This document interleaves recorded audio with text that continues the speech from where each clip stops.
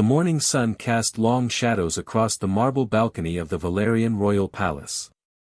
Princess Kira stood with her arms crossed, looking down at the courtyard below where dozens of warriors from across the galaxy had gathered. Her silver hair caught the light as she turned to her closest friend and advisor, Luna. "Look at this collection of brutes," Kira said with a smirk. "Mother really thinks one of these creatures can solve our military problems?" The courtyard buzzed with activity as alien warriors prepared for the selection trials. The Valerian Empire needed new military advisors and elite soldiers. Word had spread across known space that Queen Naya was offering substantial rewards for the best fighters and strategists. Kira's eyes moved across the assembled crowd. Near the eastern wall stood 3 Thrakkeray warriors, each standing nearly 8 feet tall. Their rock-like skin gleamed in the sunlight, and their 4 arms moved with surprising grace as they checked their massive weapons. These beings came from high-gravity worlds where only the strongest survived. Their reputation as unstoppable forces in battle was known throughout the galaxy. "The Thrakkeray look impressive," Luna observed, following Kira's gaze. "Impressive and predictable," Kira replied. "They solve every problem by hitting it harder than anyone else. Where's the intelligence in that?" On the opposite side of the courtyard, a group of Zephyrian soldiers moved like dancers. Their tall, slim forms seemed to flow rather than walk. Their pale blue skin had an almost translucent quality, and their large eyes missed nothing. The Zephyrians were known for their incredible speed and precision. In battle, they moved so fast that enemies often fell before they realized they were under attack. "The Zephyrians might be more interesting," Luna suggested. Kira shrugged. "Fast, yes. But they rely too much on their natural abilities. When faced with something they cannot outrun or outmaneuver, they fall apart." Several other species had sent representatives.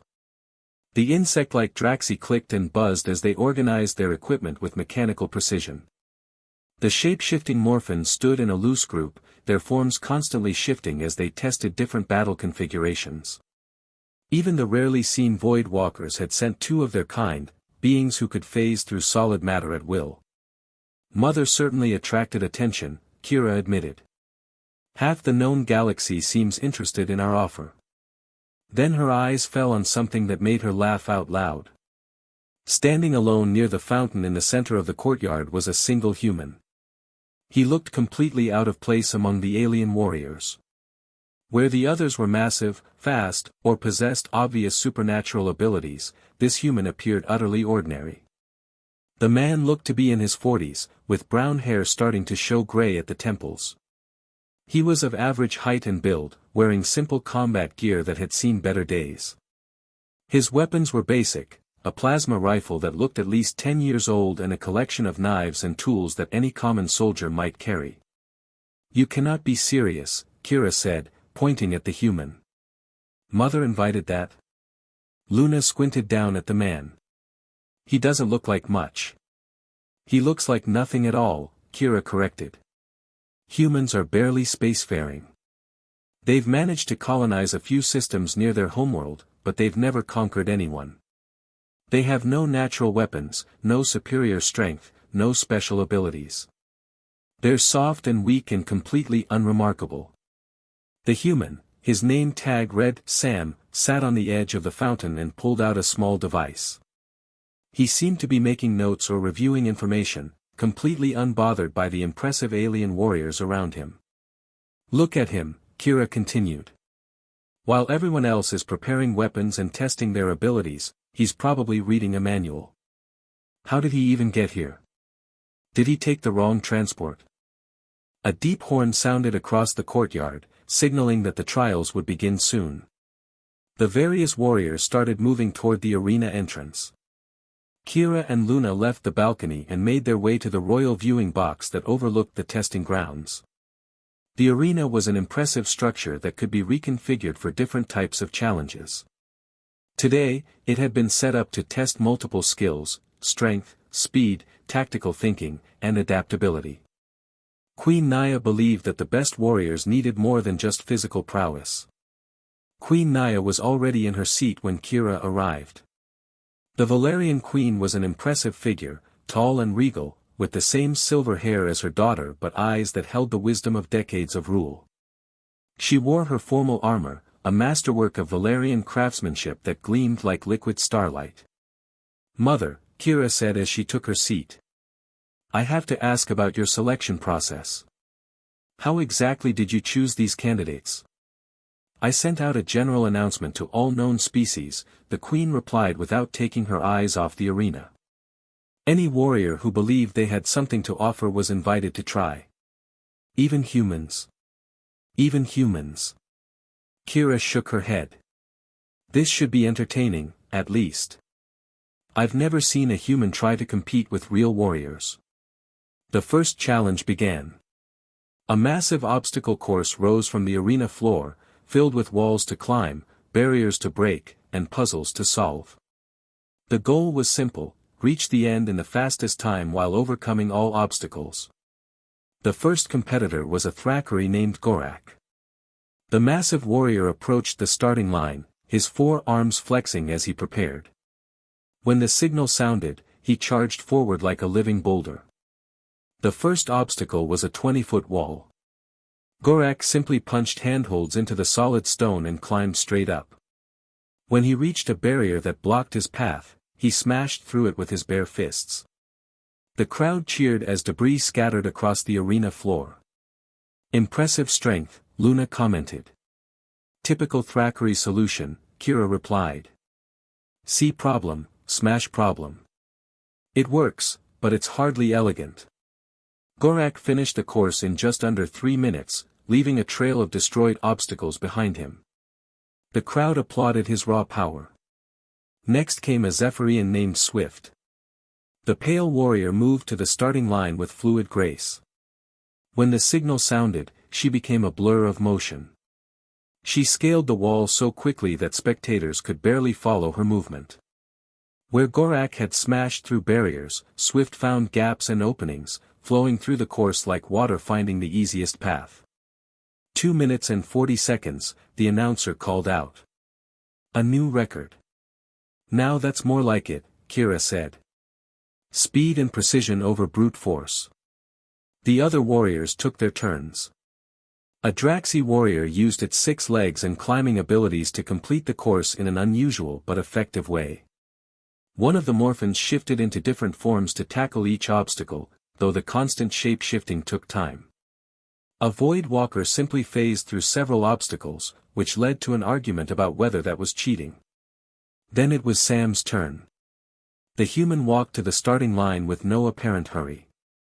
He looked up at the course, studying it carefully. While the other warriors had simply charged ahead, Sam spent nearly a full minute just observing. "What's he doing?" Luna asked. "Probably trying to figure out which obstacle will defeat him first," Kira said with amusement. When the signal sounded, Sam did something unexpected. Instead of immediately running forward, he picked up a piece of debris left behind by Gorak's destructive run. He tested its weight, then tucked it into his belt. "Is he collecting souvenirs?" Kira laughed. Sam approached the first wall, but instead of trying to climb it directly, he examined the base. The Thraccari had left holes in the stone from his climb. Sam used these existing handholds, but he also did something clever. He wedged the piece of debris into one of the holes, creating an additional step that allowed him to reach higher handholds more easily. "Interesting," Queen Naya murmured. At the barrier that Gorak had smashed through, Sam studied the remains. The Thraccari's assault had weakened nearby sections. Sam found a spot where the barrier was cracked and gave it a precise kick in exactly the right place. A section collapsed, creating a perfect opening. "He's using the damage from previous runs," Luna realized. "Lucky observation," Kira said, though she was watching more intently now. The course became more complex as it went on. There was a section with moving platforms that required precise timing. Swift had navigated it through pure speed, but Sam took a different approach. He watched the pattern for several seconds, then picked up another piece of debris. He threw it onto one of the platforms, using its weight to slow the platform's movement just enough to make the timing easier. That's actually quite clever, Luna admitted. Kira frowned. She had to admit the human was showing more intelligence than she expected, but intelligence alone wouldn't be enough for the final obstacles. The last section of the course was designed to be nearly impossible. It required navigating a maze while avoiding energy beams that fired in random patterns. Most warriors relied on speed or armor to minimize damage while racing through. The Thackeray had simply endured the hits with his thick skin. Swift had used her speed to dodge between beams. Sam stood at the entrance to this section for a long time, longer than he had studied any previous obstacle. He watched the energy beams fire, noting their patterns. Kira was about to comment on how he was wasting time when she noticed something strange. The beams weren't completely random. There was a pattern, but it was complex and subtle. Sam had figured it out. He moved into the maze, but not quickly. Instead, he moved with careful, deliberate steps, pausing at specific moments and moving forward when the timing was right. He navigated the entire section without being hit by a single beam. 2 minutes and 38 seconds, the announcer called out. A new record. The arena fell silent. Then a murmur of confused conversation began to spread through the crowd. How did he do that? Luna asked. Kira had no answer. She stared down at the human, who was now walking calmly toward the exit. He wasn't celebrating or showing off. He simply collected his gear and moved aside for the next competitor. Luck, Kira said finally. It had to be luck. But even as she said it, she wasn't entirely convinced. The human's approach had been too methodical, too thoughtful to be simple luck. He had studied each obstacle and found solutions that no one else had considered. The trials continued with different challenges. There was a combat simulation against mechanical opponents, a test of strategic thinking using holographic battles, and a survival challenge in a simulated hostile environment. In each test, Sam performed better than expected. He didn't dominate through raw power or supernatural speed. Instead, he adapted to each situation in ways that surprised everyone watching. During the combat simulation, while other warriors relied on their natural weapons and abilities, Sam used the environment itself as a weapon. He turned the mechanical opponents against each other, used their own attacks to damage them, and found weaknesses in their programming that even the test designers hadn't considered. In the strategy test, he demonstrated an understanding of warfare that went beyond simple tactics. Where other warriors planned direct assaults or relied on their species' traditional approaches, Sam showed a flexibility that allowed him to adapt to changing situations in real time. By the end of the day, Sam had placed first or second in every single challenge. The mighty Thackeray, the swift Zephyrians, and all the other impressive alien warriors had been consistently outperformed by a being they had dismissed as weak and unremarkable. As the trials concluded and the warriors were dismissed for the day, Kira remained in her seat, staring down at the now empty arena. I don't understand it, she said to Luna. How did that human do so well? Maybe humans are more capable than we thought, Luna suggested. Kira shook her head. No, that's impossible. Humans are a minor species. They've never accomplished anything significant in galactic history. There has to be another explanation. Queen Naya rose from her seat, preparing to leave the viewing box. Mother, Kira called out. What did you think of today's trials? The queen paused and looked back at her daughter. For a moment, her expression seemed almost sad. I think, she said slowly, that you still have much to learn about strength, my dear. As the queen left, Kira remained confused and frustrated. Everything she knew about humans told her they were weak, but the evidence before her eyes suggested otherwise. Tomorrow would bring the final trials, and she was determined to see this human finally fail and prove her assumptions correct. But deep down, a small voice whispered that perhaps her assumptions had been wrong from the beginning. The next morning brought heavy clouds over the Valerian capital. Princess Kira had spent the night thinking about the previous day's trials, unable to shake the image of Sam calmly solving problems that had challenged much more powerful warriors. She had barely slept, her mind racing with questions that had no easy answers. After breakfast, Kira decided she needed to speak with the human directly.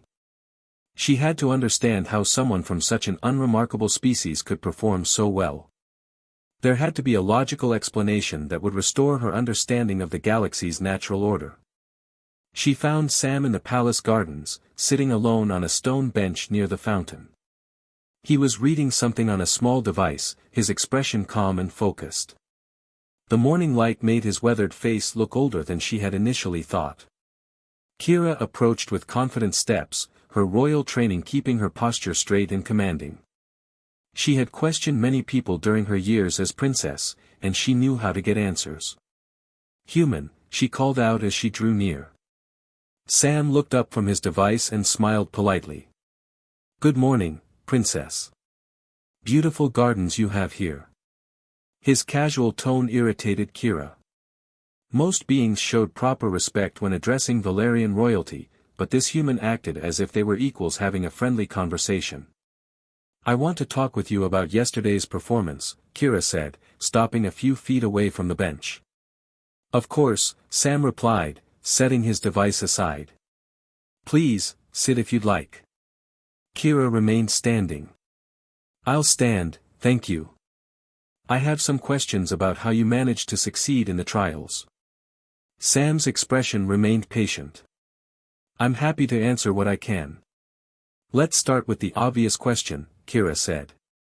"How did a human manage to outperform warriors from species that are naturally stronger, faster, and more capable?"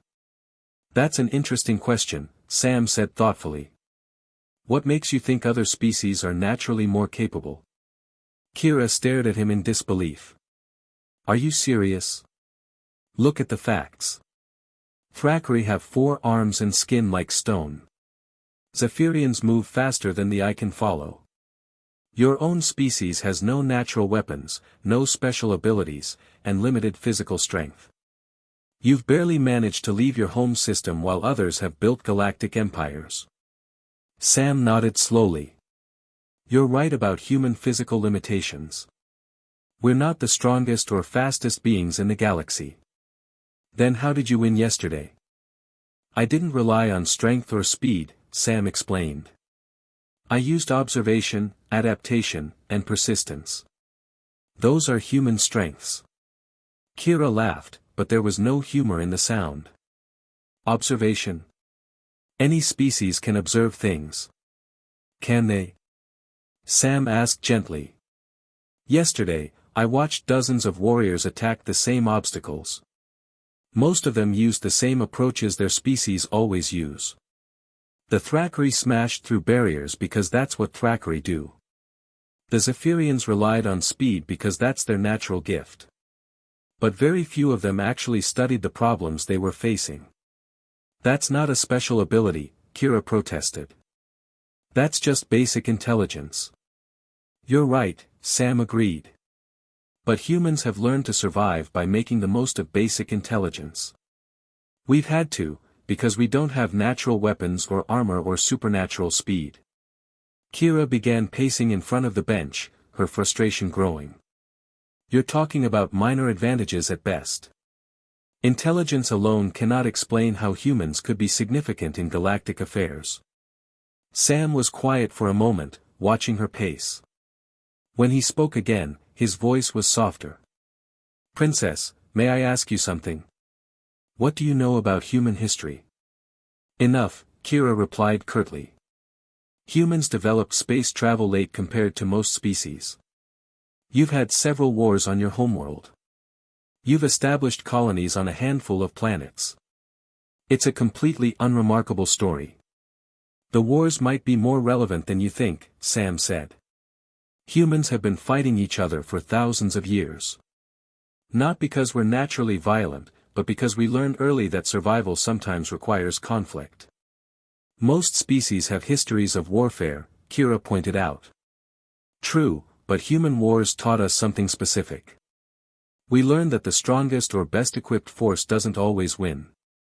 Sometimes the side that adapts fastest or finds unexpected solutions can defeat a much more powerful enemy. Sam stood up from the bench and walked to the fountain.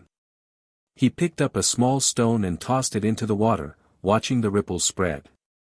There was a human general named Alexander who conquered most of the known world with a relatively small army, Sam continued. He succeeded because he adapted his tactics to each enemy he faced. There was another leader named Hannibal who nearly destroyed the Roman Empire by doing things no one expected. Human history is full of examples of smaller forces defeating larger ones through innovation and refusal to give up. Ancient history, Kira dismissed. What relevance does that have to modern warfare? More than you might think. Humans brought those same qualities with us to space. We might not have the biggest ships or the most advanced technology, but we approach problems differently than most species. Kira stopped pacing and faced him directly. You're describing minor tactical advantages. Even if humans are somewhat more adaptable than average, that doesn't make you a major galactic power. Sam smiled, but there was something sad in his expression. You're right that humans aren't a major galactic power yet. But we're learning fast, and we don't give up easily. Learning from whom? Kira challenged. Who would bother teaching such an insignificant species? Sometimes the best teachers are those who take the time to understand what you're really capable of, Sam said quietly. Something in his tone made Kira pause. There was a deeper meaning in his words that she couldn't quite grasp. What do you mean by that? She asked. Before Sam could answer, a palace guard approached them across the garden. The guard bowed respectfully to Kira. Princess, your mother requests your immediate presence in the throne room. She asks that you bring the human warrior with you. Kira frowned. It was unusual for Queen Naya to summon anyone so early in the day, especially for what appeared to be an informal meeting. Did she say what this was about? Kira asked. No, Princess. Only that it was urgent and private. Kira looked at Sam, who had gone very still. His face showed an emotion she couldn't identify, something between hope and fear. Well, she said to Sam, it seems our conversation will have to continue later. My mother wants to see us. Sam nodded but didn't speak. As they walked toward the palace, Kira noticed that he seemed increasingly tense. His casual confidence from earlier had been replaced by something that looked almost like nervousness. The throne room was nearly empty when they arrived. Usually, the great hall bustled with advisors, courtiers, and petitioners. Today, only Queen Naya waited for them, sitting formally on her throne with 2 guards stationed at the doors. Mother, Kira said as they approached, you requested our presence. Queen Naya studied both of them for a long moment before speaking. Her expression was serious, almost grave. Please, both of you, come closer. They walked to the foot of the throne platform. Kira noticed that Sam's hands were clenched at his sides, and he was breathing carefully as if trying to control strong emotions. Kira, Queen Naya began, yesterday you questioned my decision to invite human warriors to compete in our trials. Yes, Mother. I still believe it was an unusual choice. And you, Sam, the Queen continued, turning her attention to the human. You have performed better in these trials than anyone expected. I did my best, Your Majesty, Sam replied quietly. Queen Naya stood up from her throne and walked down the steps until she was at their level. Kira had seen her mother make this gesture only during the most important conversations. There is something both of you need to know, the Queen said. Something I have kept secret for many years. Kira felt a sudden chill. Her mother's tone suggested this was about much more than military trials. 20 years ago, Queen Naya began, I traveled to Earth as part of a diplomatic mission. The Valerian Empire was interested in establishing trade relationships with emerging spacefaring species. Kira knew this part of the story. Her mother's diplomatic missions were well documented in official records. What the records don't show, the Queen continued, is what happened during my extended stay on Earth. I was there for 6 months, learning about human culture and society. Sam had gone completely still, as if he was holding his breath. During that time, Queen Naya said, her voice becoming softer, I met a young human soldier who was assigned to our diplomatic security detail. He was intelligent, brave, and unlike anyone I had ever known. Kira's mind raced as she tried to understand where this story was leading. A cold feeling was growing in her stomach. This soldier showed me that humans possessed qualities that were not immediately obvious. He taught me about human resilience, creativity, and the strength that comes from refusing to surrender in the face of impossible odds.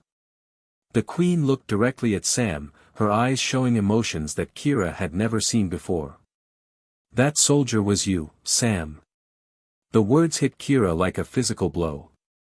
She staggered backward, staring at her mother in shock. More than that, Queen Naya continued, during our time together, we fell in love. When I returned to Valeria, I carried with me more than just diplomatic agreements. Kira's legs felt weak. She understood what her mother was about to say, but her mind refused to accept it. Kira, Queen Naya said, turning to face her daughter, Sam is your father. The throne room spun around Kira. She gripped the nearest pillar for support as the revelation crashed through her consciousness. Everything she thought she knew about herself, about her heritage, about humans, suddenly made no sense. No, she whispered. That's impossible. I know this is difficult to understand, Queen Naya said gently. But it's the truth. You are half human, Kira. The qualities that make you different from other Valerians, the way you think about problems, your refusal to accept conventional solutions, those traits come from both sides of your heritage. Kira stared at Sam, seeing him with completely new eyes. The man she had mocked and dismissed was her father. The species she had considered weak and insignificant was half of her own genetic makeup. Why didn't you tell me, she demanded, her voice rising. Why did you let me grow up thinking humans were inferior? Because I wanted you to make your own judgments about all species based on their actions, not their relationship to you, Queen Naya replied. I wanted you to learn to see strength in unexpected places. Sam spoke for the first time since entering the throne room. His voice was rough with emotion. I didn't know, he said quietly. Naya, you never told me I had a daughter. I thought it was better that way, the Queen replied. You had your own life to live, and Kira needed to grow up as Valerian royalty without the complications of her mixed heritage. Kira felt anger building inside her, burning away the shock. Complications? You think having human blood is a complication? That's not what I meant, Queen Naya said quickly. But Kira was no longer listening. She looked back and forth between her mother and Sam, feeling betrayed by both of them.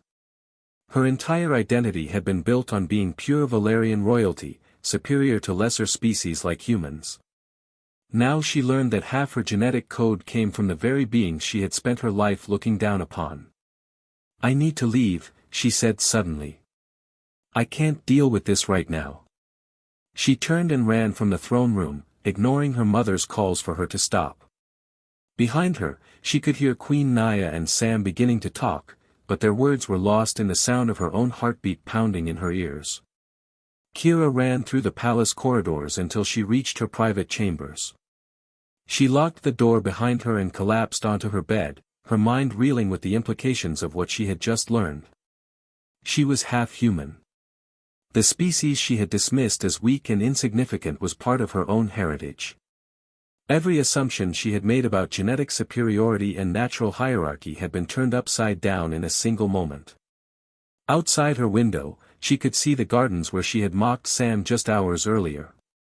Now she knew that the man she had been so condescending toward was actually her father, and that his unexpected abilities might be a clue to understanding her own nature. For the first time in her life, Princess Kira began to question everything she thought she knew about strength, weakness, and what it truly meant to be superior. 3 days had passed since the revelation in the throne room. Princess Kira had spent most of that time alone in her chambers, refusing to see anyone. Her meals were left outside her door, and even her closest friend Luna had been turned away. Queen Naya had tried several times to speak with her daughter, but Kira remained locked away, struggling to understand what it meant to be half-human. Every time she looked in the mirror, she searched for signs of her mixed heritage, wondering how she had never noticed them before. Sam had remained at the palace despite completing the trials. Queen Naya had asked him to stay while they figured out how to move forward as a family. He spent his time in the palace library, learning about Valerian history and culture, trying to understand the daughter he had never known existed. On the third morning, everything changed. The palace alarms began sounding at dawn, their piercing wails echoing through every corridor. Kira sat up in bed, instantly alert. She had heard these alarms only once before, during a training exercise years ago. They meant only one thing: the capital was under attack. She rushed to her window and looked up at the sky. Her blood ran cold at what she saw. Dozens of dark ships hung in the atmosphere above the city, their angular hulls gleaming like black metal. She recognized the design immediately from intelligence reports. These were ships of the Nexus Collective, a hostile alliance of species that had been expanding aggressively across the galaxy for the past decade. The Nexus Collective was everything the Valerian Empire was not. Where Valerians valued honor and formal combat, the Collective used overwhelming force and brutal tactics. Where Valerians sought to protect their people, the Collective conquered and enslaved entire populations. Kira quickly dressed in her combat armor and grabbed her weapons. Whatever personal crisis she was facing would have to wait. Her people were in danger. She ran through the palace corridors toward the command center, passing soldiers and staff who were rushing to their emergency positions. The palace's defensive systems were already activating, energy shields rising around the building and weapon emplacements emerging from hidden positions. When she burst into the command center, she found chaos. Officers shouted orders while screens displayed tactical information about the attacking fleet. Queen Naya stood at the central command table, still wearing her nightclothes but with her armor being quickly fitted by attendants. "Mother!" Kira called out. "What's the situation?" Queen Naya looked up, relief clear on her face at seeing her daughter. "Kira, thank the stars you're here.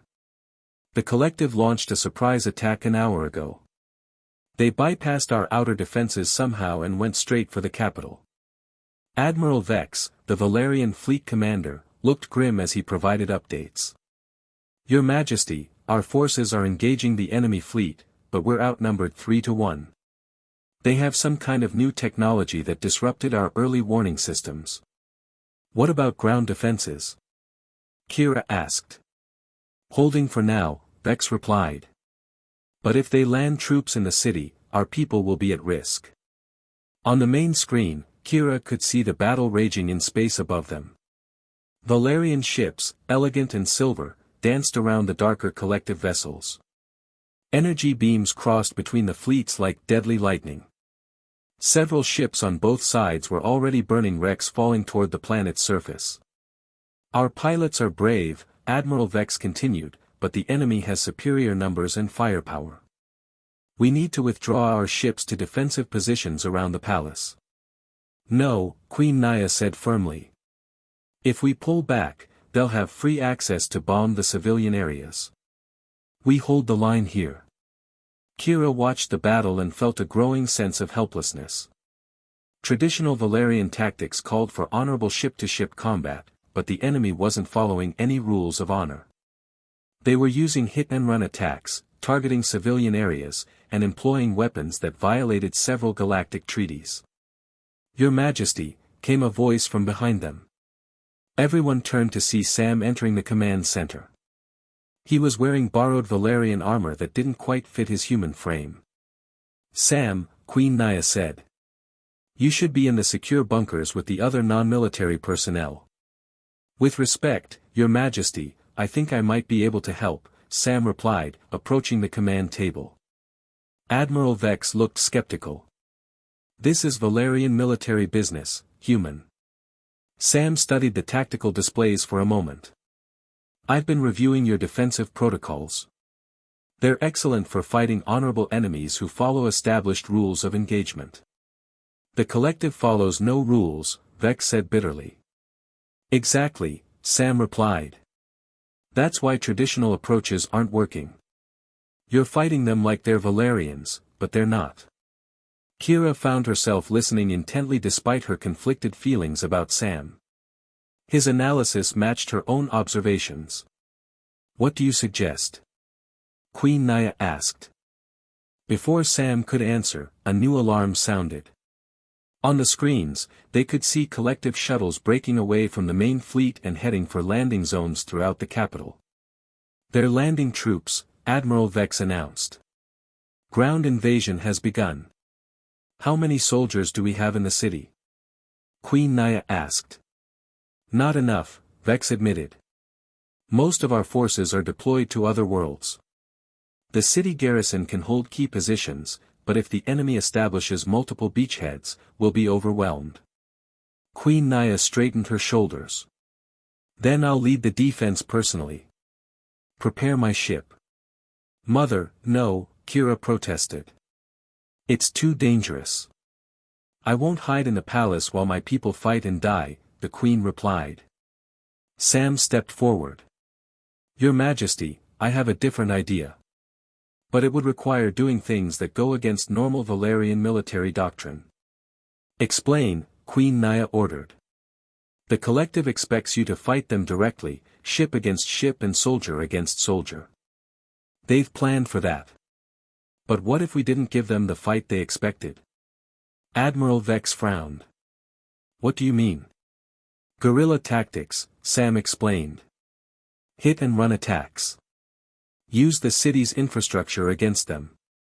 Turn their own advantages into weaknesses. That's not how Valerians fight, Vex protested. Which is exactly why it might work, Sam replied. They won't be prepared for it. Kira found herself studying Sam's proposal. It made sense in a way that traditional tactics didn't, but it would require thinking about warfare completely differently. I'll do it, she announced suddenly. Everyone turned to look at her. Kira, what are you talking about? Queen Naya asked.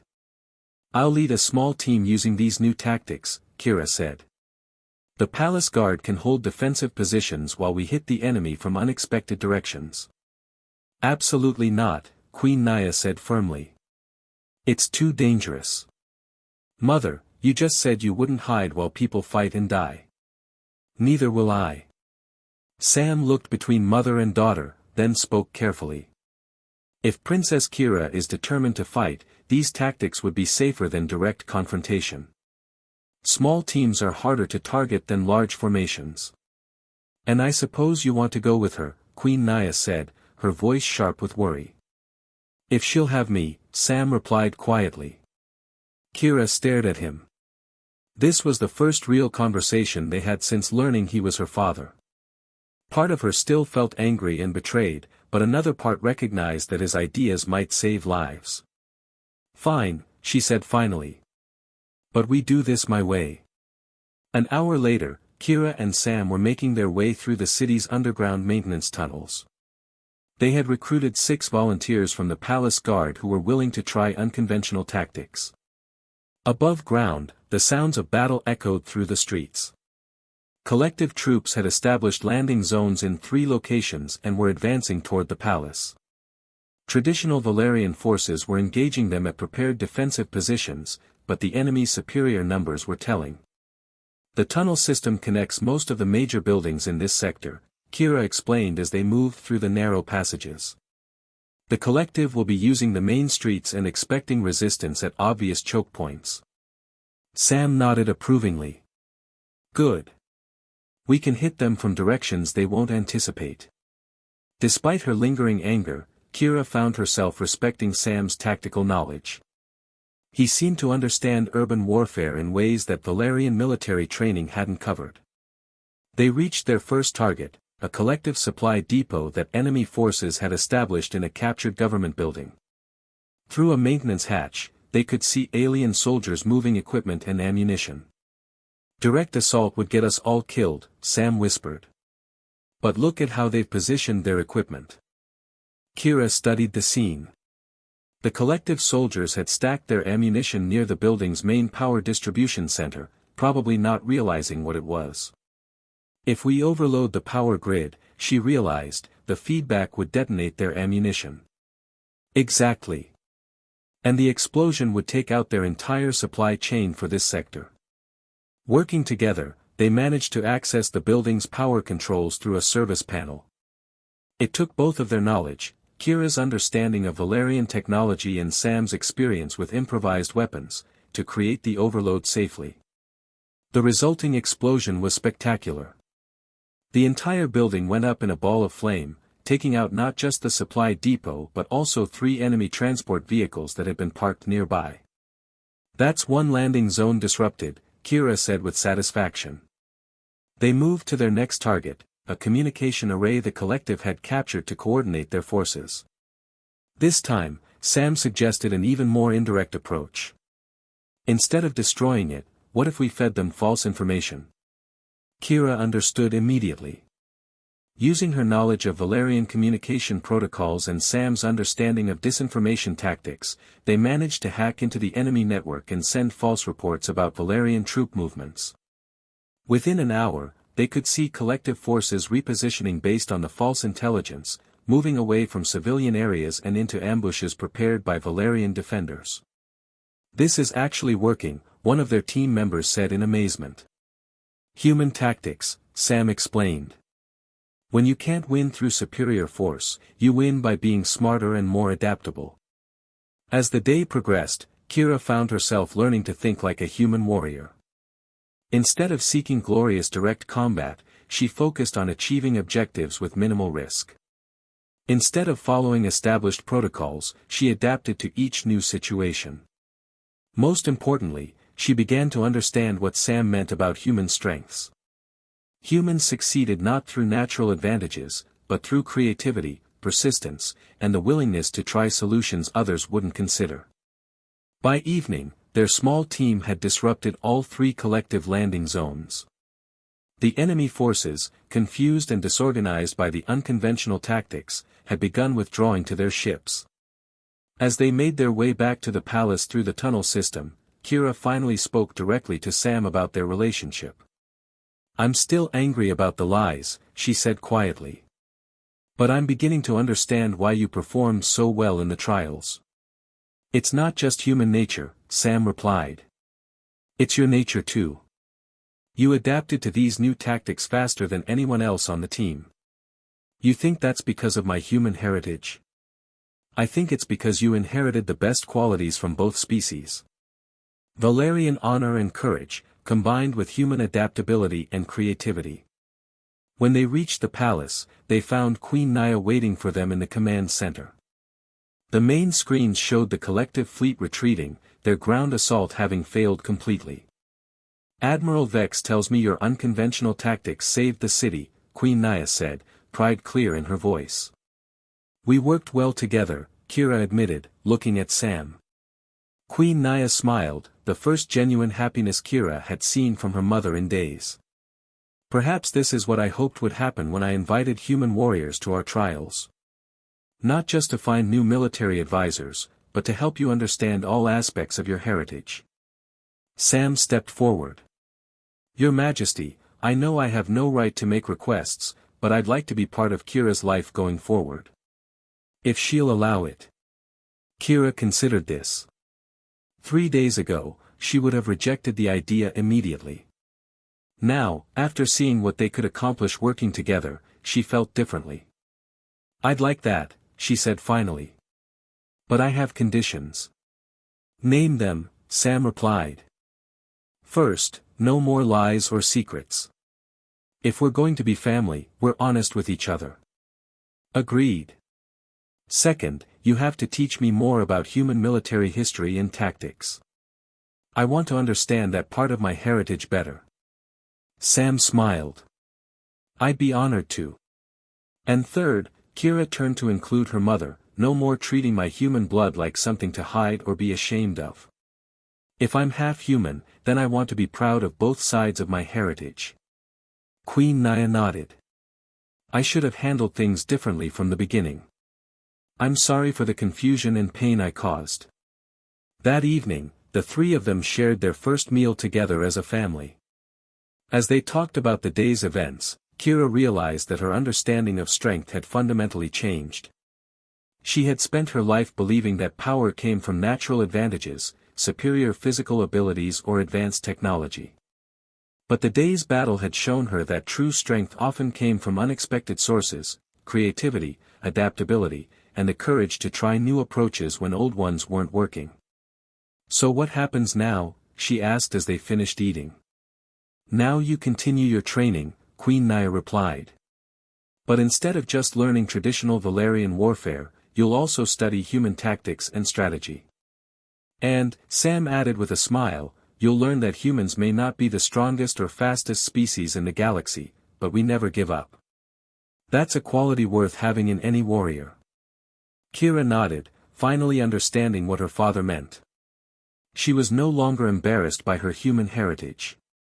Instead, she was eager to explore what it meant to combine the best qualities of both species. Outside the palace windows, the city was already beginning repairs from the day's battle. The collective had been defeated, but more importantly, Kira had discovered that her mixed heritage wasn't a weakness to hide, it was a strength that made her more capable than she had ever imagined.